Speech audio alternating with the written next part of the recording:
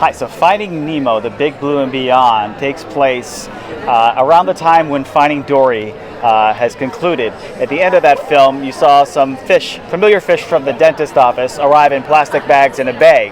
Well, they've been scooped up, rescued. They've been brought to the Marine Life Institute, is where our story takes place, and they're about to be released after being rehabilitated. And they're there to tell our audience how they got there to begin with. By meeting a little clownfish named Nemo, and that's where our story takes place. Yeah, and when we're talking about brand new things coming to life, right? As we see our story through the eyes of our narrators, we're seeing our story in a brand new visual way. We've developed brand new scenic for the show based on this watercolor paper texture and layered paper sculpture aesthetic. That not only depicts all of our three-dimensional scenery, but we've worked in close partnership with our broadcasting partners and Pixar partners and developed brand new visual video content that extends into the beyond in our massive video screen upstage of our performers. And that video content is so cohesive with the aesthetic of the 3D content that it almost feels like you could walk right into that world. You know, Disney Live Entertainment, we're always trying to put our best foot forward and tell the most creative and compelling story we possibly can every single time.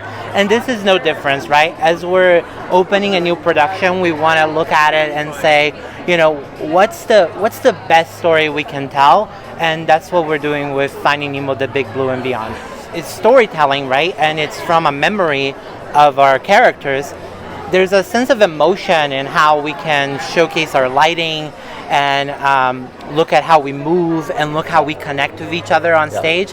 That is different and unique to this show, but just as heartwarming as before. The cast interacts with the scenic, the video elements on our LED screen in a way that's just kind of mind-bending. It's really a real advancement in theatrical for this venue in particular, and everything that was beloved about the old show remains, and we've just added another layer of just dimensionality and beauty to this production.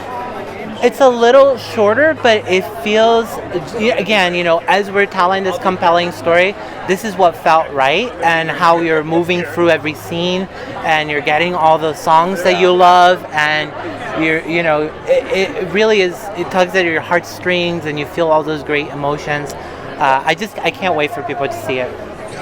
I feel like they're going to be blown away by the visuals. I mean, they're going to be blown away by everything. I don't know. So, for fans of the original show,